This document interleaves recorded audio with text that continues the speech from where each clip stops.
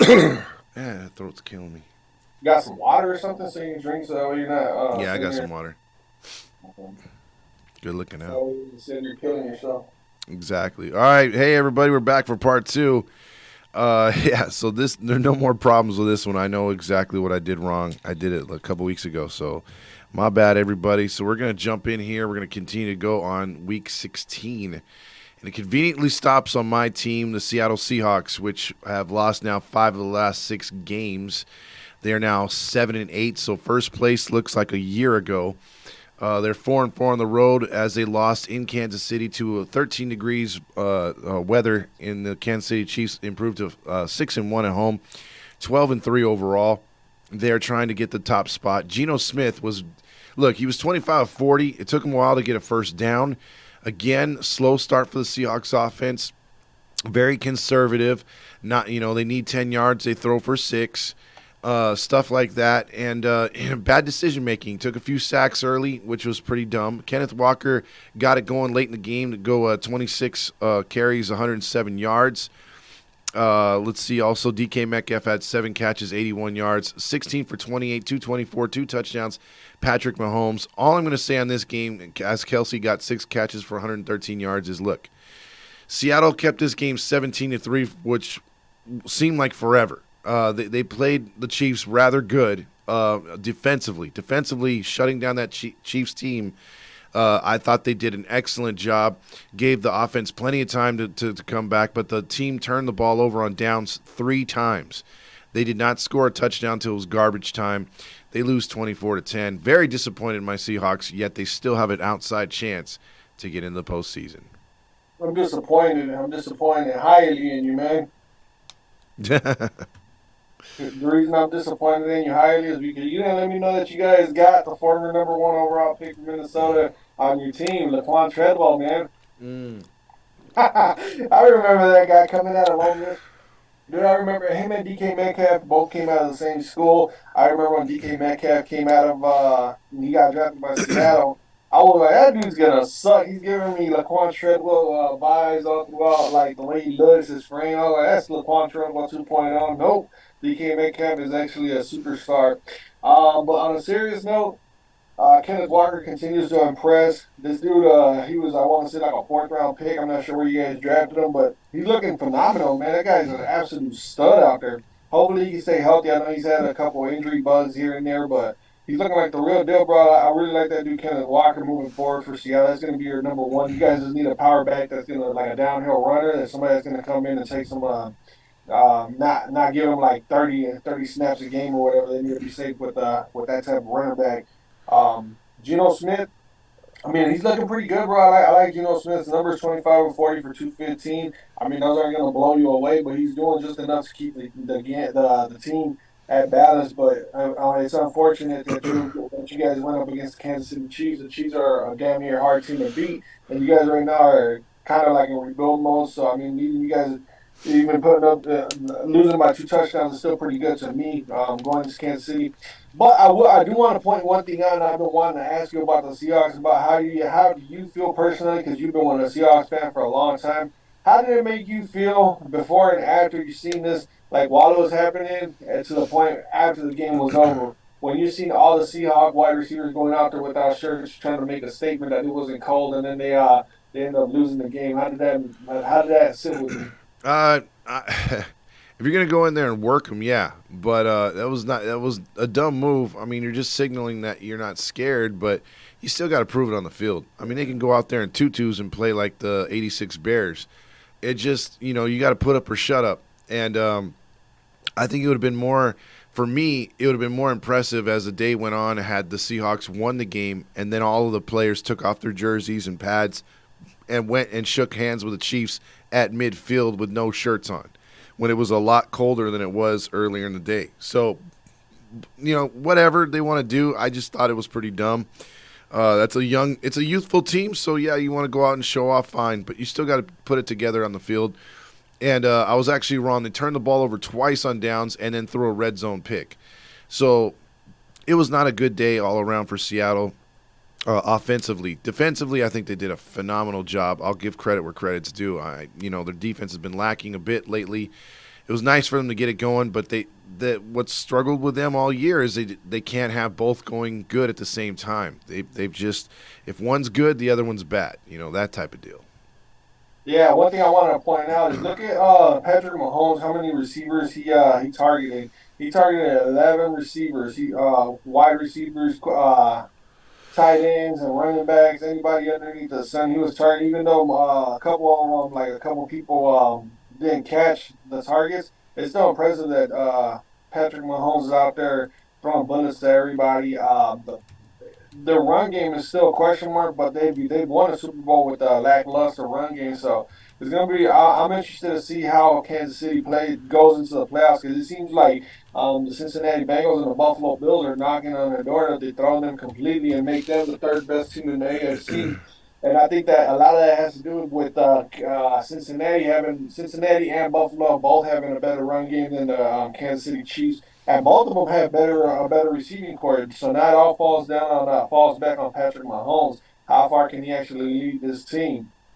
Exactly, and that's got to be a thing. I mean, the Chiefs don't have that Tyreek Hill kind of home run hitter anymore, so we'll have to see what they do come postseason. But it's interesting; they're right there, like you said. So. Yeah, Travis Kelce, one last thing, because I know we're going to move on. One last thing, Travis Kelce, 6 for a buck 13 with no touchdowns, but still, Jesus Christ, everybody knows that this dude's going to get the ball, and he still gets just 6 catches but over 100 yards with an average of 20. Like, this dude was ripping it up. And if you give this guy 4 catches, he's over there scoring a touchdown if you really let him, if you really wanted to. That's just ridiculous how good this guy is, Travis Kelce. Yeah, I don't care what Niner fans say. They try to say Kittle's the best tight end or right there with him. I don't think so. Yeah, Kelce actually stays healthy. Exactly. He doesn't pull a J.J. Watt. Daniel Jones and the Giants, though, they went in. They had everything in their grasp as the other New York team was trying to, basically they have their future ahead of them if they could win out. And unfortunately, they had the Minnesota Vikings who go to 12-3 as well. They're now 8-1 at home. They finished their home schedule. The Giants fall to 4-3 on the road. Daniel Jones was 30 of 42, 334, a touchdown and a pick. Saquon Barkley 14 for 84. Some guy named Richie James had 8 catches for 90 yards. Kirk Cousins continues his sort of MVP type season. He's he's not getting any votes up there for some reason. 34 of 48, 299, 3 touchdowns, no picks. Dalvin Cook, mediocre 64, but they didn't need him. Justin Jefferson, he's pushing towards the first ever receiver to get to 2,000 yards. He's damn close. 12 catches, 133 yards. T.J. Hawkinson, 13 for 109 and 2 touchdowns. Boy, was that a smart trade for the Vikings. But Justin Jefferson, thoughts on him real quick as the Vikings win on a 61-yard overtime kick in the whiteout in Minnesota. Thoughts on Jefferson? Does he get to 2,000 or not? Man, it's all going to depend on how we come out and play against Green Bay because I've been listening to the Vikings radio station, and you know how I follow this team. I think about this team nonstop, and I follow them as best as possible. They've been talking about actually taking snaps away from the starters to get them nice and healthy for the playoffs. So Justin Jefferson, I mean, he's 208 yards away from surpassing Calvin Johnson's phenomenal historic season that he set about a decade ago. I think he's going to get that one, but he needs 245 yards to be the all-time leader in receiving yards. I think that if he's under 100 yards, if he's under 100 yards of getting that record, going into the game against Chicago next week, I think that they're going to go for it. I think they're going to go for it because a record like that, like a season like this, is just it's just not normal. I think Minnesota, it would be smart. I think it'll be smarter to rest starters and all that. But come on, man, let's not be foolish. A season like this doesn't come around every other year or whatever. Next year, who knows how the season's going to play out? Who knows if Jefferson, Cousins are going to get hurt? You just don't want to take that chance. I say go for the record, bro. I say go for the record. And Dalvin Cook, like you said, had 64 yards, but that also came with Alexander Madison coming in and taking a few snaps away from him. Yeah, Madison only had 4 carries, but he was also in there to block and take away some of those snaps away from Dalvin Cook. So you're going to start seeing some backups coming in from Minnesota. And don't be surprised if Minnesota actually loses against Green Bay because of that move right there. But then again, you don't want to lose the game purposely just because you want to rest starters because the 49ers are right there behind us. They're literally like a half game or like one full game behind us. So if we lose and the Niners win, we can possibly drop to the number 3 seed.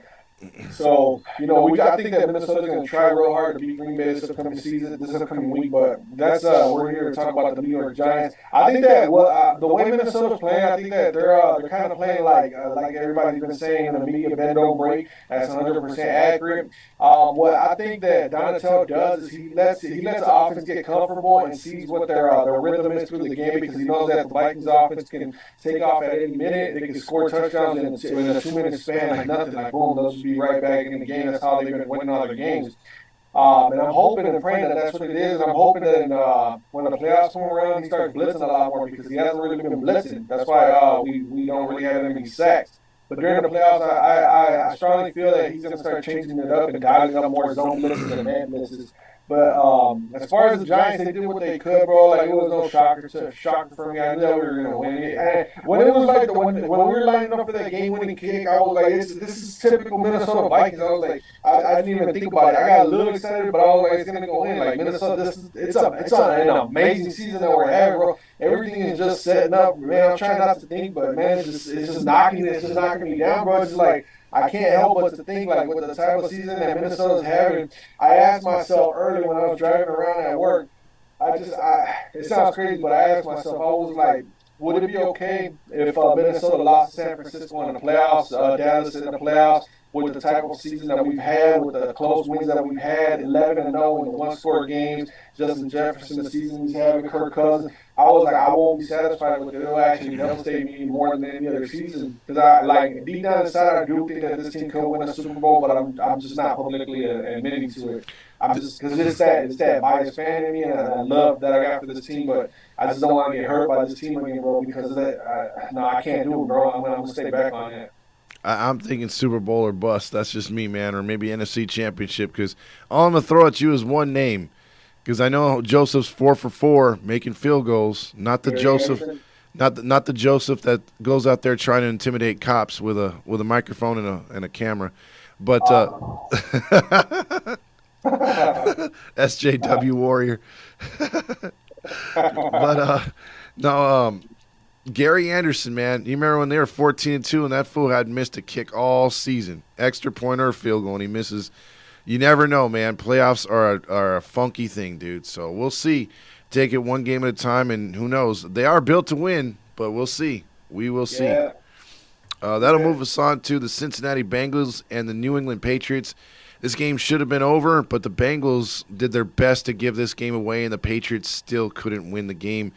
They lose 22-18. The Patriots' playoff chances are hanging by a thread, but they got a little added news going into their game with the Miami Dolphins. Tua is not going to play, so maybe they could pull one out. But the news of the day was the Bengals going to 11-4, 6-3.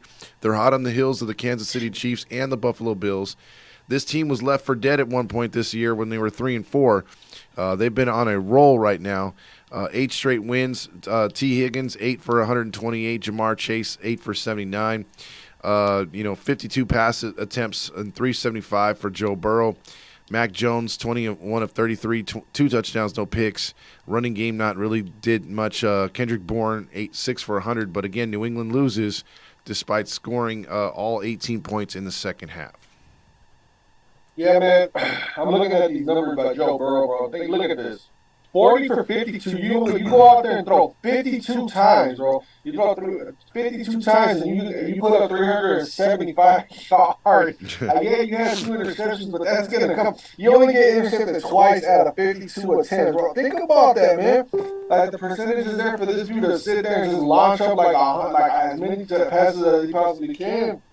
And he's only on like his 3rd season. Like he's already there. He's already there where a lot of quarterbacks, it takes them like about almost like 10 years to get, or I wouldn't say 10 years, about like 6, 7 years for them to finally break out and have this type of performance. This dude is doing it in his 3rd season with an okay offensive line.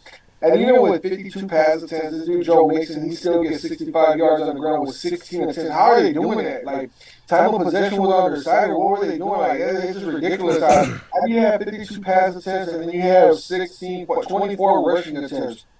That's unheard of right there. That's a mind blower right there for me. And then you look at these receivers, Higgins, Chase, Irwin, everybody's getting involved, bro. Everybody, look at these numbers, bro. Higgins, 8 for 128, 8 catches, and then Jamar Chase, 8 catches. And Mixon, Mixon had 16 rushes for 65 yards. Mixon had 7 catches for 43 yards. This team is unbelievable, bro. Like this is gonna be the team that comes out of the AFC. You can't stop an offense like this, bro. Look at that. The running backs, everything on that team is just built to win the Super Bowl. And I'm scared. I'm scared for any team in the NFC that's gonna have to play against the Bengals. And I'm going with the Bengals and win the AFC, bro. There's no team that's that balanced and that dominant, bro. Like, there's nobody. There's nobody. I don't care what anybody says.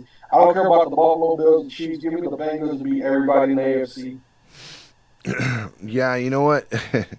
The Bengals are a very scary team, man. And again, them versus Buffalo, them versus Kansas City is a hell of a matchup, dude. I'm looking forward to it all the way. It's gonna be great. You know, again, they are defensively very what do you call it, underrated. Yeah. And offensively, I mean, they could put up points of the best of them. So it's going to be scary. I wouldn't be surprised if the Bengals went back to the Super Bowl, like you said, but this time win it. You know, teams have done the opposite, but we'll see.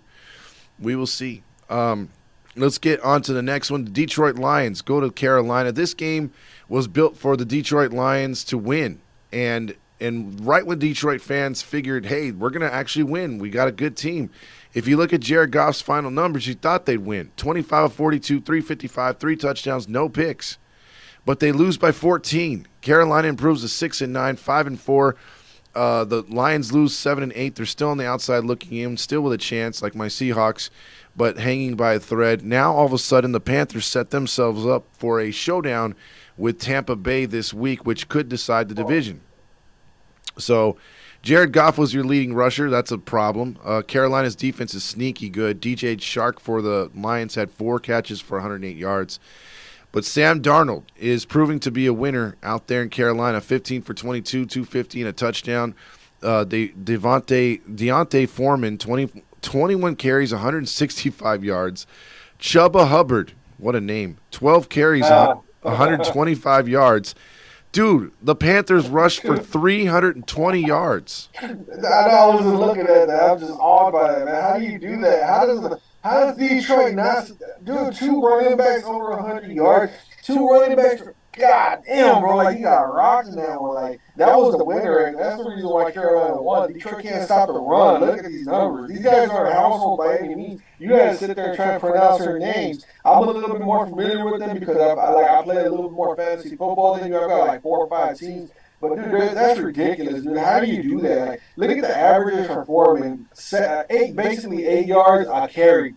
And then you got Chuba Hubbard with 10.5 yards per carry. Like, they're lucky that you get blown out by more points. They're lucky that you give up like about 60 points in this game. That's horrible right there, man. And then the passing game was okay, bro. Like, you got DJ Moore that had 83 yards and a touchdown. Detroit put up 23 points, and only 23 points can get you a win on any other Sunday, but not this one. Jared Goff, like you said, his numbers were looking really good. They are looking really good. Those are some really good numbers. It's just that Detroit Lions defense might be the reason they don't make the playoffs. But I still got them making the playoffs. The Detroit Lions. They just had a hiccup. Yeah, we'll see. I mean, we'll break down the who we think is going to get in and who not. But Detroit's really. They really hamstrung themselves with that loss, and kudos to Carolina keeping their hopes alive as well. But another team in their division that didn't keep their hopes alive was the Atlanta Falcons. Again, I was begging for them to get that second road win because their only road win was against the Seahawks. They're 5-10 now, 1-7 on the road. They lose to Baltimore without Lamar Jackson, 10-5. They are now 5-2 at home. They are sitting a game back of Cincinnati. The Ravens desperately needed this game, and they got it. Desmond Ridder went 22 of 33, 218, but he was very unimpressive. Falcons are going to need a quarterback for sure in the offseason, whether they draft one or they get one free agency. They may need a running back because I don't think they can depend on Cordell Patterson again. Drake London had 7 for 96. I really like that dude. He's a pretty good receiver. Tyler Huntley, if it's news to you, it's news to me, the fact that he's been called on as an alternate for the Pro Bowl game, which is basically a glorified flag football game. Literally, it will be a flag football game. 9 for 17 and a touchdown. Whoa, those are Pro Bowl numbers right there. Gus Edwards, 11 for 99 on the ground. J.K. Dobbins. Look, they won with a rushing game and the boring ass defense. This game was literally a snooze fest. I agree with you, man. These numbers are unimpressive. Look at Mark Andrews with 3 for 4 3. Dude, Mark Andrews has not had this type of season that we're all used to. 3 for 45 yards, like he's completely fallen off. He like regardless of the quarterback, like this dude still like, can't catch nothing, bro. 3 catches for 45 yards. The game in Cleveland, he was unimpressive. The one that I was at, he's just not the same player, man. I drafted him in all my teams, all my fantasy. He's just not it this year, bro. I got him on my bench in every single every single league. Sammy Watkins came back after he didn't work out in Green Bay, and he's not working out in Baltimore. And I called it. Packer fans, some of them were sitting there all thriving like we got Sammy Watkins. I was like, man, Sammy Watkins hasn't worked out anywhere, bro. If you remember back when we did one of our first episodes, I was like, I didn't like Sammy Watkins in Buffalo. I didn't like him anywhere else he went. Kansas City, Baltimore, nowhere. And I definitely don't like him in Green Bay. But yeah, Deshaun Jackson, look, his old ass is still out here trying to make a living, bro. While catch for 10 yards. Yeah, goodness gracious, bro. This team, I don't know if this team actually wants to make the playoffs or not. I suggest that the Ravens don't make the playoffs because this type of performance is not going to get it done unless their defense goes retro and they go 2000 Baltimore Ravens and they go absolutely lights out because that team won the Super Bowl based squarely on defense. I'll tell you one thing about the Ravens. If they're smart, they don't sign back Lamar Jackson. They take that money they were going to spend in Lamar Jackson and redo the team, draft a quarterback, start Huntley next year, and try to keep that defense young and help out that offense with some real wide receivers. I think that's what you do. If you hamstring yourself with Lamar Jackson, you're going to have Lamar Jackson, a decent defense for the next 2-3 years, and then nobody on offense. So I think it's time to move on. It is really time to move on. Right now, Lamar Jackson or what's his name, Harbaugh, are either sucking off each other's teats to continue, to their success. But at some point, you got to wing them off. Whether it's Lamar breastfeeding, Harbaugh, or Harbaugh breastfeeding Lamar, one of them's got to let loose already. I don't see this team doing anything. They haven't proved anything with that marriage. They need to break it up. So that's just my thoughts on Baltimore. They're the most boringest team and have been since Trent Dilfer was with the Ravens. So that's a boring ass football team. That'll move us on to a team that has tried its damnedest to get a win, tried its damnedest to play in every game and play with everybody. They came in with the worst record in the league, trying to get the first-round pick again in a franchise that's had a lot of first-round picks. But they get a win. They went into Tennessee, and after playing hard and continuing to play hard, it paid off. They win and come back for fashion, scoring 9 points in the fourth quarter to go to 2-12-1, 2-6 on the road, and Tennessee takes another one in the chin. Malik Willis, again, another unimpressive start. He is not – I'm so glad Seattle did not draft this guy. He's a running back. That's it. He cannot throw the football. Davis Mills, 17-28 and a touchdown and a pick. Royce Freeman, who's had a good year, did not have a good game. Philip Dorsett, and there's just not too much to talk about. Again, this is another boring game, but defensively – the Texans got it done. Malik Willis said, I'm not throwing for 100 yards. I'm throwing for 99 and 2 picks. He got sacked 4 times. Derrick Henry, how much more of this can he take? 23 carries for 126 yards. So, again, Tennessee blows it. And now, bro, I'm going to ask you a question. Do the Jags come from behind and steal this division? They both have the same record. Yeah, Jaguars are a better team, bro. You don't look. The Tennessee Titans are they're terrible, bro. Like, look at this. The only thing that I'm gonna say, the only 2 things that stand out in this game, I'm gonna tell you, and this is the honest truth, and I'm pretty sure everybody will agree with me. The score, it looks like a respectable score. 19-14 is it's just 2 bad teams. You got to call it what it is. But the 2 things that are pointed that are really like catching my eye. Look at how many receivers were targeted for the Houston Texans. You got 1, 2, 3, 4, 5, 6, 7, 8, 9, 10, 11 wide receivers, running backs, tight ends, whatever it was. 11 different options for the quarterback to go to. That's good. They're spreading the ball. So Houston they've got the nucleus to win. They just don't have the talent. That's what it looks like. They don't have the talent. They've got the nucleus. They've got it set. They just need the talent now. So I think Houston's going to be in good standings for years to come, as long as like me and Todd have been preaching, have been talking about Lovey Smith. Lovey Smith. Keep Lovey Smith in Houston and get things will come. Stick with him though. Don't just because he sucks this year doesn't get you guys to the playoffs next year. You're gonna see improvements. Lovey Smith is a great coach.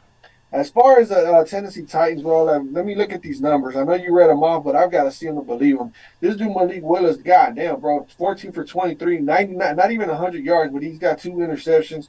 Derrick Henry, like you said, how much more can he take of this? It looks like he was the bulk of the whole entire offense. 126 yards. I mean, you're just basically sitting there trying your hardest and putting up all these numbers for nothing. You're just basically working on your resume to try and get into the Hall of Fame at this point. Because the Tennessee, I think he's going to need. He's going to have to get out of Tennessee, bro. He's got to get out of Tennessee, and I think that's going to be a big move in this upcoming offseason. Because Tennessee, they're not making the playoffs. They don't have no momentum. Nobody believes in Mike Vrabel no more. It's time to move on. It's time to get Derrick Henry out of there and trying to get like a first round pick if you can out of him, but. Yeah, I don't see nothing good about Tennessee like this year. Like they're not going to do nothing this year, and they should just move on from Derrick Henry. Yeah, I think Tennessee might be another team that needs just a complete makeover as well. You know, the chair said with James, he said Tennessee be like the song Tom Petty, "Free Fallin'." Also, Randy's calling for the Jets, or not the Jets, the Jags to win that division. And Doug Peterson being a good coach, which he somewhat is right now. This will also hold on. He does. You and him just pointed out. You made me go back to the win that they had against Dallas. Doug Peterson being a former Eagles coach, he knows how to beat those teams in the NFC. So I think I agree with them, Randy and Utah. That Doug Peterson's a pretty good coach too. Yeah, he's come through lately. That's for sure. They're gonna win the AFC South. What's that? They're going to win the AFC South. Texans, Titans, and Colts, no way, bro. Give me the Jaguars. Okay. That'll move us on to a team that doesn't need a quarterback controversy, but their coach is doing his damnedest to create one, and that is Rivera over there in Wokeville. Washington Woke fall to 7-7-1. Now, this is a game that they were in, and they got robbed on a couple plays early, but that's no defense of Taylor Heineke. Now, Taylor Heineke didn't play the worst game. He was 13 of 18, 166 yards, 2 touchdowns and a pick, but there was some terrible play calling. They lost the ball 2 or 3 times on downs. So it's not like Heineke was throwing picks and turnovers, but Captain Idiot Carson Wentz came in there, 12 of 16, 123 yards for some reason, and they want this guy in there. And again, he was averaging 7 yards a pass. Heineke was averaging 10 yards a pass. So Heineke was going down the field. But they had no run game because you're playing the 49ers, and that's to be expected. McLaurin did an all right job with 77 yards, but again, penalties and turnover on downs killed him. And then Brock Purdy continues to be the NFL's darling. Again, not blowing you away with his numbers, where I think that's going to come into effect once they reach the playoffs. Because playoff times, you got to put up or shut up, and he's got to ball out. And I haven't really seen him. I'm not really impressed with him. He's just not turning the ball over much. 15 of 22, 234, 2 touchdowns and a pick. But one thing that this team has over, Purdy, they can get you around that Purdy. The fact that they have the best roster in football in my mind, top to bottom, offense, defense, everything. They win 37-20. It seemed like a lot more, but it was a lot closer than the final score. A lot of garbage time scoring here. But Washington Woke blowing another one right here. Was this to be expected, number one, Carlos, and number two, does there need to be a quarterback controversy in Wokeville? I think it was good because I think everybody knew that the Niners, at the point when the quarterback change happened, Ron Rivera did the smart thing by benching Taylor Heineke. And I know it sounds dumb for me to say, but I think it was a way for Taylor Heineke to realize that his job is on the line and he's on a short leash and we're getting close to the offseason. And I almost called them the Redskins. But I'm going to call them the Redskins. If the Redskins don't get into the playoffs because Taylor Heineke is starting to have a meltdown because he looked so good for a little bit in the regular season when, like in the middle of the season, he looked pretty good. But now if he's the reason why they miss out on the playoffs, he's going to get to start this upcoming season. But if they don't make the playoffs, then they're going to go and draft a quarterback. They have to draft a quarterback. All this having to go out and trade first round pick, that's a no-no, bro. No team should do that no more. It's been proven for many years that once every 10 years a quarterback will come through and, like I keep saying, lightning in a bottle. But Taylor Heineke, I still believe in Washington to make the playoffs. That's going to be the two teams right there. It's going to be Dallas, Detroit, and Washington that make the playoffs for me. And maybe Seattle. Seattle could take care of business, but they've got a tough game coming up. You and Randy got a good one coming up, so it'll be interesting how that one plays I don't out. see that one But working for us. But go ahead. we'll see. We'll see. I don't know. We'll see how it plays out. It is the NFL. But Brock Purdy, you said that his numbers are okay, and you also got to think about how they don't have Debo Samuel. I don't know if Debo Samuel's going to be out for like the whole playoffs or what, but if they get Debo Samuel out there with what they've already got going on, I think that's going to be the team that represents the NFC. So I could easily see a 49ers versus Bengals Super Bowl. I don't want to see the Niners. For obvious reasons, but we'll see. Well, I, what I would hold on, what I always say when it comes down to something like that. If I have to bet my whole entire paycheck or a whole month's worth of paychecks or whatever, yeah. which teams do I honestly believe are going to make the Super Bowl? I'm going 49ers and Bengals. Who would you pick if you were to put all your money on the line? Uh, I have to put the Niners. Told you, man. See, that's how you make your honest. That's how you make the smartest pick right there. Ask yourself, like, if I have to put every penny that I have in my bank account, everything, who do I pick? That's how you get the honest, unbiased answers.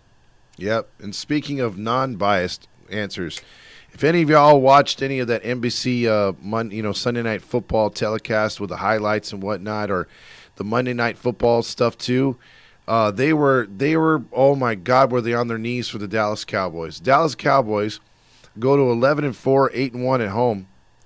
They finish out their home schedule. Philadelphia goes to 13-2, 7-1 on the road. That was their first road loss. Gardner Minshew got the start. Not the original quarterback that everyone thought was going to get the start. But Minshew went with 24 of 40, 355, 2 touchdowns and 2 picks. He still was pretty good in this game. But Devontae Smith had 8 for 113, A.J. Brown 6 for 103. But again, if you were watching the telecast or even, all those dumbass shows, I don't know why you would, on ESPN, but I caught some clips, they were making it like they beat a full-strength Eagles team. Dak Prescott, 27 of 35, 347, 3 touchdowns and a pick. Yeah, but what does he do against Houston? We've all seen this. He'll come up and play good against a couple good teams. This is one where you just said, "Hey, would you bet your whole money on the Niners making and beating and winning the Super Bowl?" Yes. Would you then ask me, would you take the Cowboys to get to the Super Bowl, or would you bet everything against them? I'd say yes, because I don't have any faith in this team. It's a fake, phony ass team with Zeke Elliott and the rest of those boys. They only play good sometimes, not all the time. They're very inconsistent. CeeDee Lamb, 10 for 123. But again, it's the Cowboys. Again, 1-star rated. So I don't buy them in this win. Yeah, it's a win, but that's all I consider it. What do you say? Oh man, I'm gonna try to give you an honest answer in this one, man. They just stepped up. I know it's not what you wanted to hear, but I'm just giving you what I honestly think. They did what they had to do, man. I mean, yeah, it's not Jalen Hurts, and everybody wanted to see Jalen Hurts versus Dak Prescott.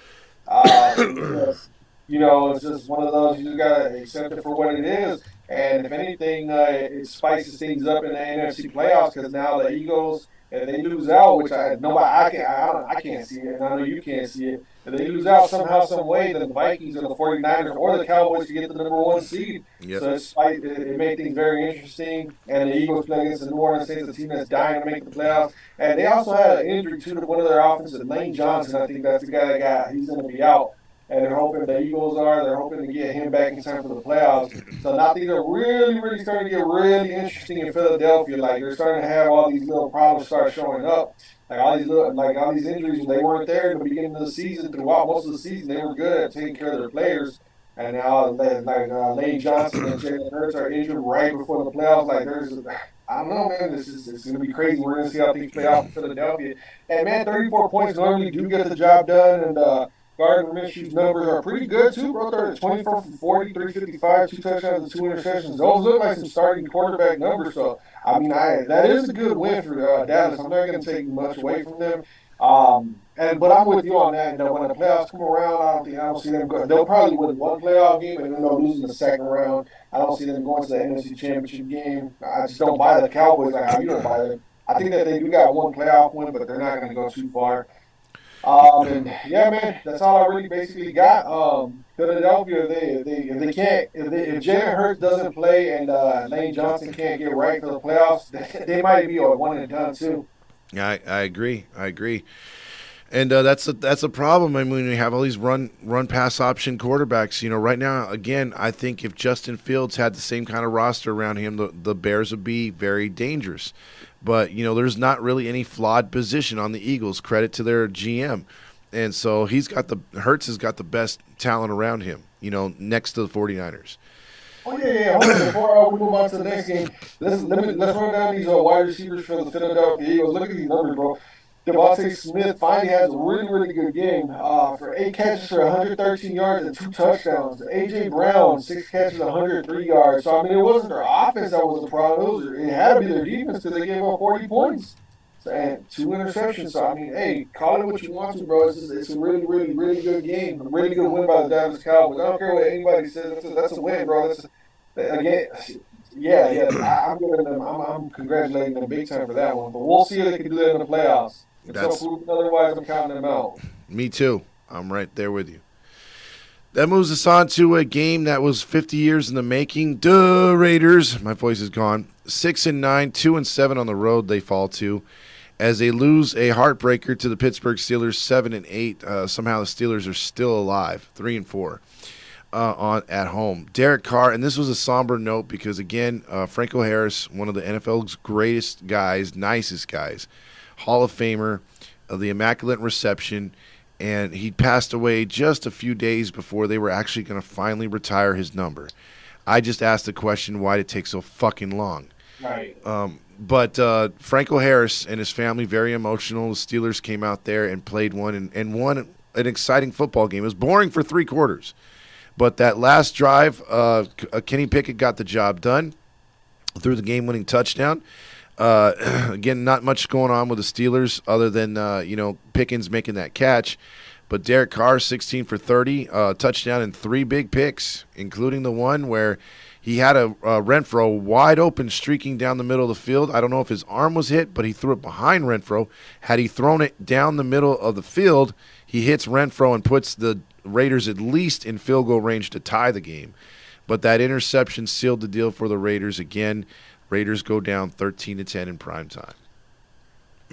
Tough loss, but it was a close loss. There's nothing to be disappointed in. It was tough. I knew it was going to be tough for the Raiders to win that one. That's why I picked the Steelers to win this one because of everything at stake. And then they add on the depth of Harris. Harris, it was just too much for the Raiders to come to. But they only lost by 3, man. But it was a cold weather game. They're out west. They play in a dome out west. And Pittsburgh, that's Pittsburgh weather right there. It was cold. I remember how just every time anybody would breathe for either team, you would just see smoke coming out of them. Not even their breath; it would just look like a cloud of smoke.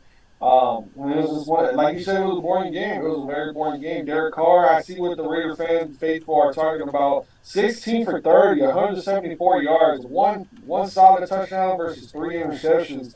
Like you're not supposed to pass that many times when it's cold. You're supposed to run the ball. And then you got Josh Jacobs. He only had 15 carries. Like, get this man, switch it around. Give Derek Carr 15 pass attempts and give Josh Jacobs 30 rushing attempts, bro. Like, flip it around and the Raiders would matter. They would win that game. But for whatever reason, the coach, McDaniels, whatever his name is, he doesn't realize that it's cold and those balls aren't going to be catchable in crazy snowy weather. And just decided that he was going to pass more than run. It doesn't make any sense. Now, as far as the Steelers go, that's no different. Either broke 39 passing attempts for Pickett. Like they did basically look like the same team. They're a mirror team. That's why they're basically looking at themselves. And it's like that Spider-Man meme where they're pointing at each other. That's basically what it is. That's why it was only a 3-point difference in this game. So I mean, call it what you want to. I'm gonna just say that it's mirror teams, and if you line them up 10 straight times. Against each other, it's gonna be a 5 versus 5. The Raiders are gonna win 5, and the Steelers are gonna win 5. If I'm the Steelers moving forward next year, it's an easy fix. If you want to get back in the postseason, leave the defense alone and draft some offensive linemen and a running back. I think Pickett can be the guy. I really do, and get one more receiver via free agency. I think they can win. And they can win really fast. I would leave the defense alone. The defense has enough playmakers on it. But they're just like the Baltimore Ravens. They're like, "Oh, we have a Class A defense. Let's draft some more defense." So I don't know why they do that. The Bears do that. The Steelers seem to always draft defense. If they're smart, offense for next year, and I think they'll be fine. That'll move us on to the Packers and the Dolphins. This game was not what we expected. The Packers improved to 7-8, and now you got 5 teams playing for 2 spots in the NFC. We'll get to that at the end. Miami goes to 8-7. They clearly take a shot backwards. Now their coach, who had to come out and tell us that he was black and white to keep his job, which that shouldn't be a thing. Anyway, that was just my point. But the Dolphins, he had a shirt in early December. He said, "We're not scared of the cold." They are 0-4 in December. Call it what you want. It's a December game, even though it was in Miami. They lose 26-20. Aaron Rodgers with that bowl haircut wins the game with a touchdown and a pick. 24 of 38. Not much on the ground. Not too much to talk about other than the comeback. But you had Waddle 143 yards through the air, 103 yards for Tyreek Hill. But the big story was Tua throwing 3 picks. And not just 3 picks, 3 terrible picks. And a lot of people are saying he had a concussion. And then a lot of people were proven right because he did have a concussion. And he kept playing. And they were already roasted earlier in the year for this bullshit. And he put their quarterback out in harm's way again. Should he be playing the rest of the year or should he be done? Nah, he's done, bro. They got Teddy Bridgewater back there. Teddy Bridgewater is a capable quarterback. He's good enough to get this team into the playoffs with the last 2 games remaining. I don't know who the Dolphins play, but yeah, get this man to a turn. I want to call him I'm going to call him what I've seen on Facebook, the meme. It's not Tua Tagovailoa, it's Tua turn the ball over. Have you seen that one? No, I haven't. You'll see it. It's gone viral. You'll come across it. I'll tag you if I see it again. But yeah, man, I was like, wow, the Dolphins were up 20-10 at one point. Going into half, they were up 20-10, and then the Packers, they were 20-13, and then after that, the Dolphins just self-destructed. It was ridiculous, bro. Look at these numbers. A.J. Dillon, 11 carries for 36 yards, bro. Like, that's not good at all. Aaron Jones, 6 for 25 yards. That's garbage, bro. Like, and then Aaron Rodgers also went in there for 7 for 18 rushing yards. Christian Watson looks like he's actually looking pretty good, bro. And that says a lot, but his numbers don't speak volumes in this game. He actually got injured because I watched this game and they pulled him. I don't know what the injury was about, but he was actually off to a good start. But this game came down to basically the Dolphins giving the Green Bay Packers 3 straight interceptions. Those interceptions were god-awful, bro. You watched, didn't you, the game? Yeah, I did. Dude, like those interceptions, like when he threw it to Raheem Mostert was trying to run his route, and then he wasn't even turning around, and Tua threw it to him. He threw it to him when he wasn't even looking, and then the other interception when he was throwing it to Tyreek Hill, he threw it into like a group of Packers, bro, and then he threw some other interceptions to end the game. I was like, wow, this dude sucks. And then I didn't know that he was actually going through the concussion, but it all makes sense. As far as like Green Bay, dude, I cannot wait for Minnesota. Minnesota's actually, man, hold on, we can't be talking about next week's game, but up to this game right here, bro, up until right now, bro, Green Bay, they've gotten served nothing but bad teams, bro, like a concussion quarterback. Then you got Justin Fields 2 weeks ago. And then who did they play in between? They played some other mediocre team. Like, they've been gifted all these trash games, bro. And the thing I don't understand, everybody's trying to discredit Minnesota for having all these close games. And I got the picture right here to prove a point. I've got it right here. Minnesota is considered frauds because they barely beat the Bills, Jets, Giants, and Commanders. The Vikings are not a good team because they barely beat these teams. But if you look at those same 4 teams that the Vikings barely beat, the Giants beat the Packers 27-22. The Jets beat the Packers in Green Bay 27-10. That's not a barely win. Minnesota barely beat the Jets, right? And then the Packers, they lost. They barely lost to Washington Commanders, and the Vikings barely beat the Commanders. And then the Packers got beat by 10 to the Buffalo Bills, which the Vikings barely beat the Buffalo Bills. So how's the narrative fitting for Minnesota that we're barely squeaking by, but nobody's pointing the finger like Green Bay's had a terrible trash-ass year, and they're hoping and praying to God and all this and that to make the playoffs. I cannot wait to end their season, bro. Like that, I'm so tired of the Green Bay Packers, bro. Like this dude Aaron Rodgers with his stupid-ass little haircut, looking like he belongs out in the library out there, bro. I can't stand that dude, man. Well, I'm telling you, no one's been. You were calling early in the year for whatever reason. People don't want to give the Vikings any credit. They want to shit on them, and they've been doing that all season. It's the same thing in Yeah. New York. Randy was saying the same thing, and so you guys are talking the same stuff because I mean everyone's loving the Giants, even though the Jets had the same record and they were shitting on the Jets. So there's certain teams that will get love sometimes, and there's certain teams that people just don't want to see win for whatever reason. Yeah, the narrative for Minnesota hasn't even been about Kirk Cousins in primetime no more. It's been about, oh, this team is only a 5 point favorite, or they've outscored all their wins by like 5 points or whatever the hell it is. But they're not saying they're pointing the finger at Green Bay for losing to the same team that we're barely beating, right? Like, it doesn't make no sense. But I saw that meme, I was like, yeah, I gotta clip that, and I'm keeping it. So anytime somebody wants to sit there and talk trash on Facebook or whatever, I'm just gonna post that as my response. I'm gonna be like, explain that then. Well, the media was quiet when Green Bay lost to Detroit. Teams like that when they lose, it's like, oh, they're quiet. So it's whatever the narrative is. You know what I mean? Like they want that way to be that way. They'll go that way. It's because the media needs Aaron Rodgers and Tom Brady to make the playoffs. That's why there's such a hot story right now, the Green Bay Packers. But if the Packers don't make the playoffs, they're going to be sitting there like, what? We don't got Aaron Rodgers to jerk off to in the month of January? Exactly. Now that last game we just talked about was the end of all the good games because now we have three who gives a fuck games of the week. And the first one by far won the trophy by so much more, including the slime from Nickelodeon. Who put this one together, and why couldn't they not flex it out of Sunday? The Denver Broncos, my favorite team, it's helping my draft status, falls to 4-11, 1-7 at the road. I was a little nervous when I saw Russell Wilson starting the game, but then I realized it's Russell Wilson. And then the Rams at Baker Mayfield, they go to 5-10. They improved to 5-10. I love it. These two teams I hate. Russell Wilson went 15-27, 214, a touchdown, 3 picks. This game was 34-3 at one point before it really got out of hand.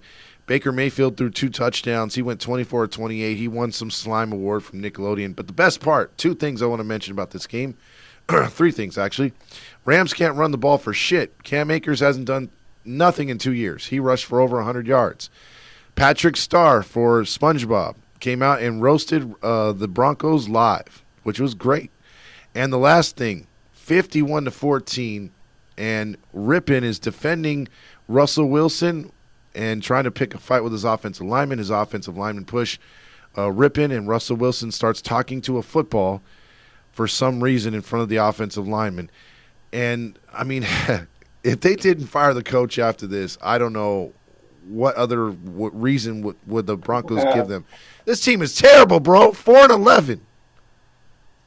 Yeah. I don't know. Hey, man, there's not really much to talk about, so I'm just scrolling through the stat lines. Because honestly, when I watch, I'm gonna just go with what I see, what catches my eye, and I'm gonna tell you what happened when I was watching the game. The only thing that really stands out is Jerry Jeudy, bro, 6 for 117. Like that's big time right there. Jerry Judy's actually out there trying something.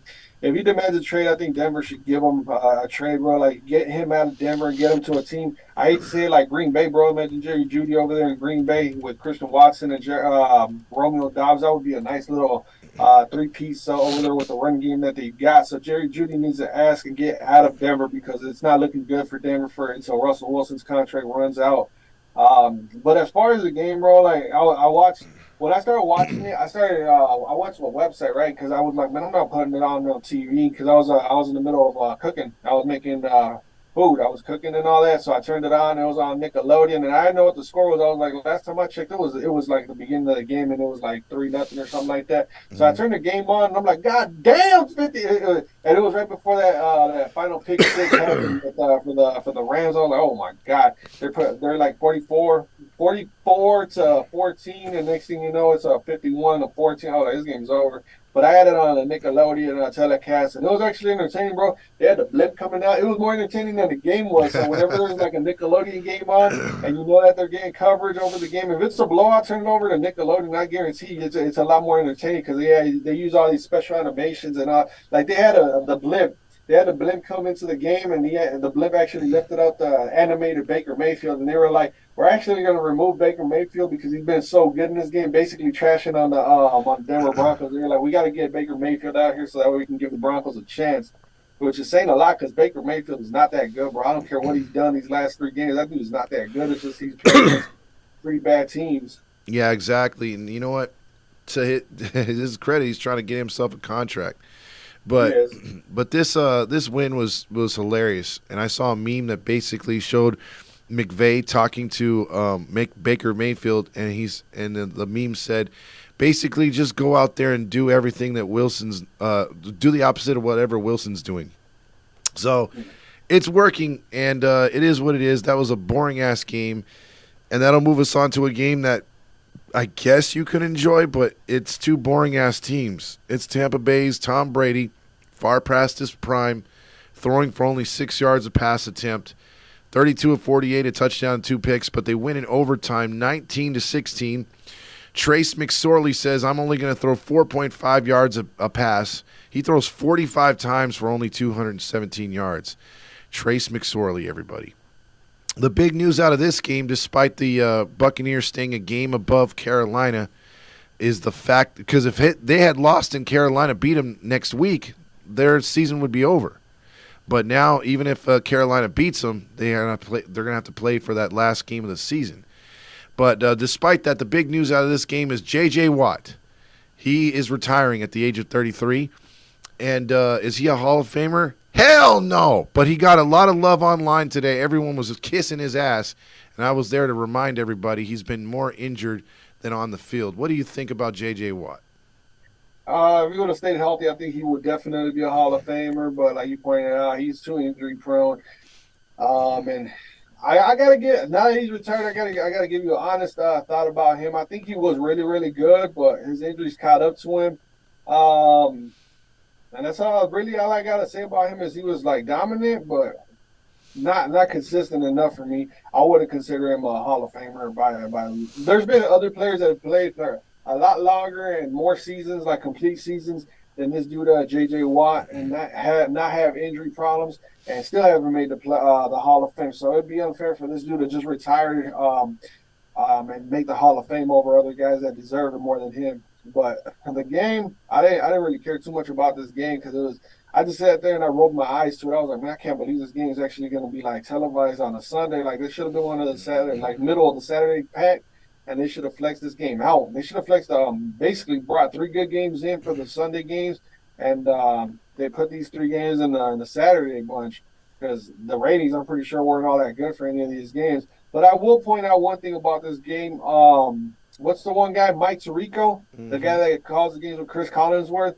During the game, when I was sitting there, because I was washing dishes and I had the phone, I was watching the phone just because I needed some background noise, but I kept looking at the game, and it was, like you said, a boring ass game.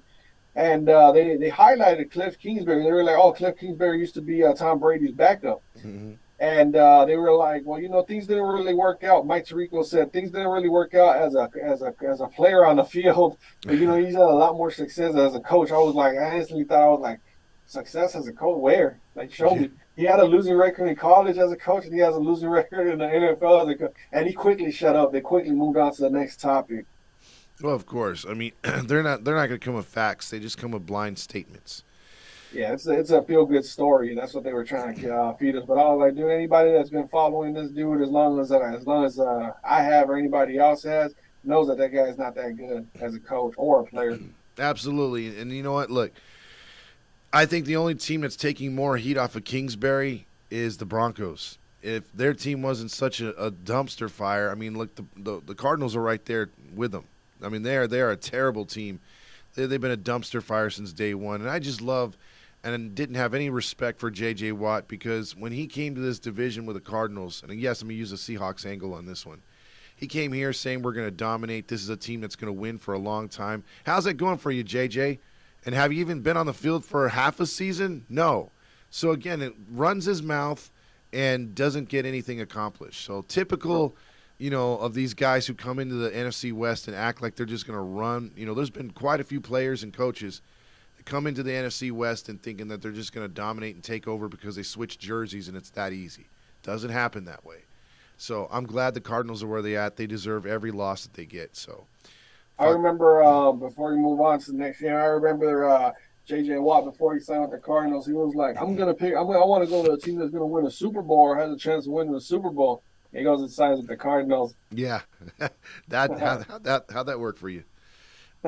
So I'm just gonna gloss over this last game because basically it's just the Chargers winning 20-3.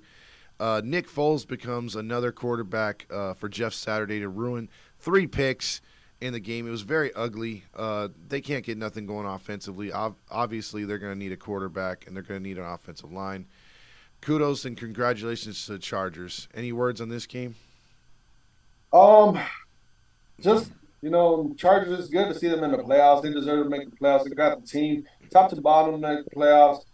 Jeff Saturday, since that one win against the Raiders, has gone absolutely bonkers. Has gone absolutely just on a like he's like 1-5, 1-6 as a head coach now. So I mean, hey, we'll see what happens with the Colts. I doubt that they're gonna bring him back as a head coach.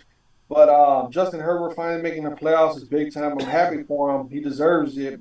Now, if you ask me if they're going to make a playoff run, no, because you got the Bengals, Bills, and Chiefs out there, and all three of those teams are a better coach team. But talent-wise, I like the Chargers. I just don't like who their coach is. Exactly. Especially the way he works out before games. It looks very suspect.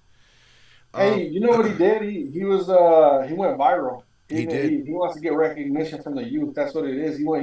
I'm pretty sure that's a TikTok somewhere out there. He's got a lot of male viewers. Let's just say that I heard a lot of hashtag Buns of Steel put by Oh man. his thing. Let's take a look at the playoffs real quick. The Buffalo Bills are sitting pretty at 12-3. However, they're going to be big fans of the Bengals. If the Bills can win this week and the Bengals knock off the Chiefs, that should get them the number 1 seed, which would get them the bye, which is different for the NFL this year. Remember, 7 teams make it. 1 gets to rest that first week instead of 2. So right now, as of the playoffs were to start today, the Chiefs would be facing the Dolphins, the Bengals would be facing the Chargers, and the Jaguars would be facing the Ravens. So that would be some good matchups right there. Actually, no, I take that back. It would be it would be Chiefs, Dolphins, Bengals, Chargers. No, wait, yeah, I did get that right. Okay, screw it, my bad. So then let's move on. And then the team that's in the hunt right now is New England Patriots 7-8, Jets 7-8, Titans 7-8, Steelers 7-8. So you have 4 teams vying for that last spot. So the Dolphins need to desperately win this week against. I think they're playing the Bills, aren't they? Or who are the Dolphins playing? The Dolphins, they're you know what? Let me see. I got the schedule pulled up right here. Dolphins at Patriots. Oh, Dolphins. Oh yeah, there you go, right there. That could mess things up for a lot of teams or bring everybody into it, and then we'd have to play divisions and go by who won in conference play. That could really throw a monkey wrench into this one if the Dolphins lose that game, which they probably will. Raiders are still mathematically alive, but they need every team to lose. So it moves us to the NFC, and right now the Eagles have the number 1 spot by just a game. Minnesota, if the playoffs would start today, would face the Woke. The Niners would face the Giants, and Tampa Bay would face the Cowboys. Would host the Cowboys, actually. Seahawks are 7-8. They're sitting percentage points. They own the tiebreaker with the Giants, so they need the Giants to lose. Detroit is 7-8. Green Bay is 7-8. Carolina's playing for the division, and Saints are still somewhat alive at 6-9.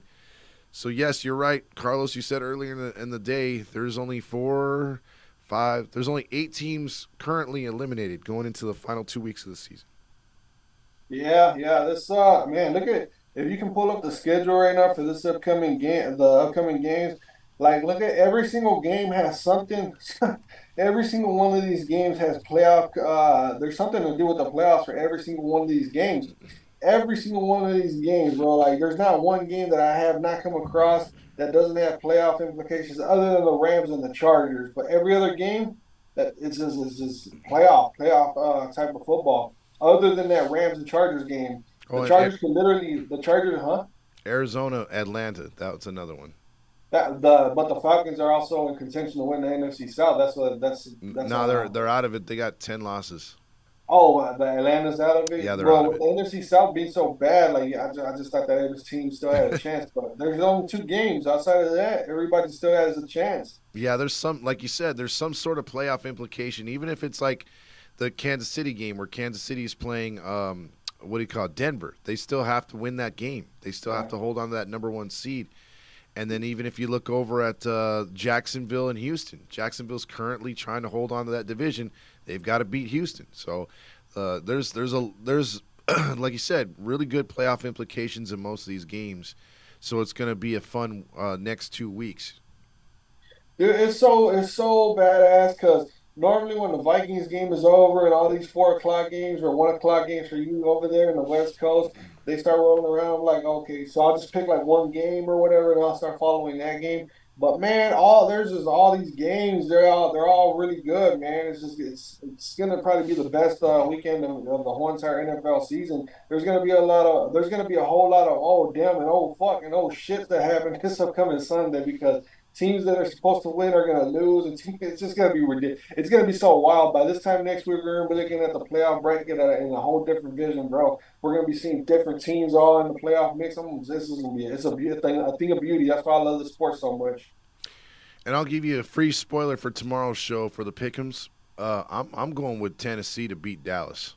Oh, I think Dallas is like, yeah, we beat the Eagles. Yeah, we didn't do it with Hurts. And then the Titans really need that win. I mean, I'm telling you, they lose on Thursday, man. Tomorrow, on Thursday. Oh my God, dude. Vrabel might be gone. Yeah, I mean, they're gonna be like, we're gonna hire a coach with two straight eyes, not one crooked, because man, they've fallen off like Vrabel's eye. They've drifted out of the playoffs if they lose this week. That's crazy.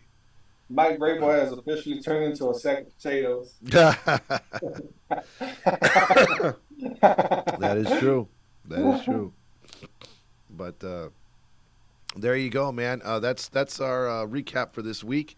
Thanks for everybody staying on. We had Cujo Track, or however you say his name, Randy. We had Matthew. We had Sonia, the chair.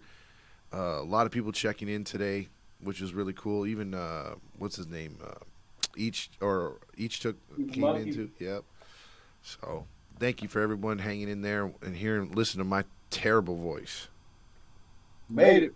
Yes, sir. Any final words, my man?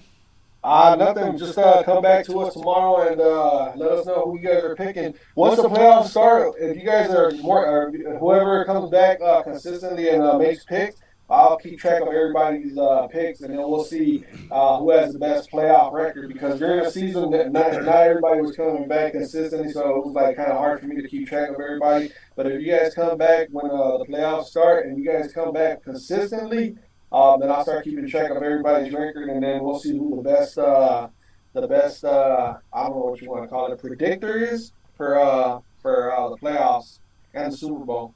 Yeah, keep in mind, me and Carlos are only separated by 3 games going into the final 2 weeks. Oh yeah, So, right now you're 143 wins, 96 losses, 2 ties, and I'm 3 games behind you. I'm 140 wins, with 99 losses and 2 ties. So this next tomorrow's prediction is probably going to be the deal breaker right there for the regular season. We're going to see what comes out on top. yep, we sure But will. you know what's going to end up happening? We're going to end up going to solid. We're going to be tighter like a game of part 2 trying to watch. It's going to happen. It might just do that, man. We'll see. Because I had a huge lead. I thought I had this wrapped up like 3 weeks ago. But nope, he came back. Like the Vikings, huh? Like Oh, there she it's about to goes. be fourth quarter. There she goes. It's about to be it's the fourth quarter. You know the Vikings always come back with like 10 seconds to go. Oh, here's James said, if Dallas loses to Tennessee, I'll give Todd lunch. He'll buy me lunch. So Oh, we'll oh, see you know about what that. that means, right? You know what that means. What Maritzas. There you go. Maritz's. Let's see. Sonia said she went 11-5, so that's not bad. Oh, Sonya's right there with me. I went 12-4. She went 11-5. Dang. Yeah, not bad at all. All right, brother. We'll catch you tomorrow on the Pick'em Show. All right, you guys take it easy.